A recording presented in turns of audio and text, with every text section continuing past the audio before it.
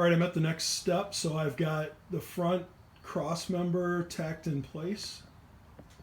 And what I did is on my rails that I'm using as my jig here. So down below, I've got 2x3 tubing underneath the frame, and that's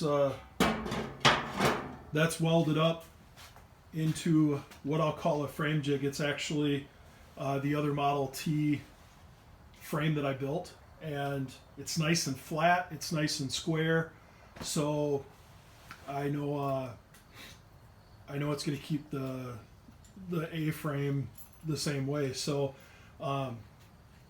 what I did is in the front of the frame, I started out, or on the front of what I'm calling the jig, you can see some of the blue Dykem running down right underneath where that C-clamp is. And the little shiny mark about in the middle of the C-clamp is a scribe line that I put across the frame. And I use the T-square or the framing square to bring that all the way across. So I've got that mark on both sides. And then I did a lot of measuring on the Model A frame rails. And what I found is that there's a series of holes in the top of the frame rail that are exactly the same from side to side, or at least exactly the same as you can get with a Model A frame. So when I took the very back hole, and I'll see if I can get a little more of a zoom in on that. So you can see the hole right above that scribe line, and I basically lined it up like you would like a gun sight. So I have that right in the center of the hole. I clamped the one frame rail down, and then I put my cross member in place in the front and slid the other frame rail into place.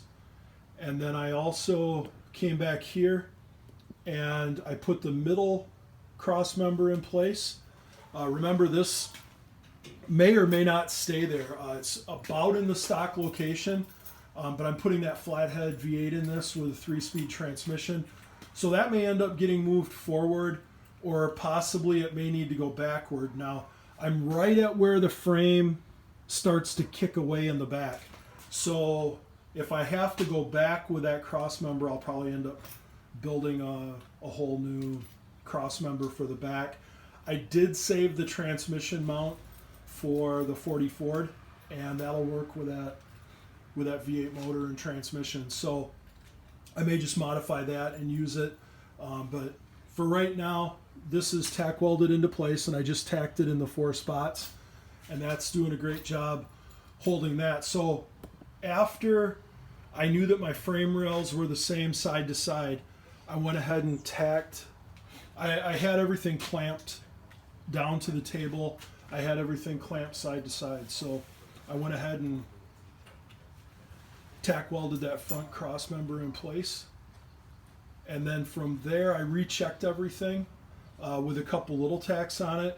Did a few more tacks on that front cross member. Double checked everything again. Made sure everything was square, straight. All my measurements were still lined up. I measured from those same holes that I have above my scribe line in order to get the cross member into place. And then I also checked it with a square, made sure everything was square. Again, this is a near 100-year-old frame, and for many, many years it was used as a hay wagon, so I'm sure it's got some tweaks and twists in it, although the rails looked pretty good once I got them apart, and once I compared them to each other, they were pretty decent. So, and then once I had that front cross member tacked in place, then I went ahead and did all of my double checking on the middle cross member, and then went ahead and welded that into place. And I probably did more checking than what I needed to. The important part there was the width. Knowing that the front was all square, that's really the key part of this whole thing. So then I'm working on getting ready to work on the back now. And so what I have going on back here, and this is the one place where this frame had some issues. And let me swing this over, get it directly behind, and see if I can let you guys see what's going on. So if you look at the distance, here to here and here to here, on this side I'm measuring at about 3/4 of an inch. This side is only about 1/4 of an inch. And that was one thing that I noticed when I compared the frame rails, that the frame rail over on this side was bent in, or possibly, the frame rail over here was bent out. So that wasn't noticeable with the rear cross member in place. It was pulling everything out, but as soon as I started taking things apart, I could see that it had sprung in a little bit in the back. So I do have a couple of things going on. First of all, I'll point to it and then you'll be able to see it clear. I got a little bump that shouldn't be there right in this area here. So what I'm going to do is just tap that a little bit and make sure that it's more equal to the other side. And then what I have found here is I have this piece of flat stock in place. If I bring this over, I can make that stretch. Now when I do that, if you notice what's happening here, it's putting a twist in that frame rail. So what I need to do is get it far enough over that I'm straightening things back out. So what I'll probably end up doing is bringing this up and getting a clamp in here and clamping it so that it's straight, and then I'll work on getting this twist back in place. Now what I found is if I bring another piece over here and I compare on the other side, and I don't want to put too much pressure here, I actually have that same type of a twist going on over here.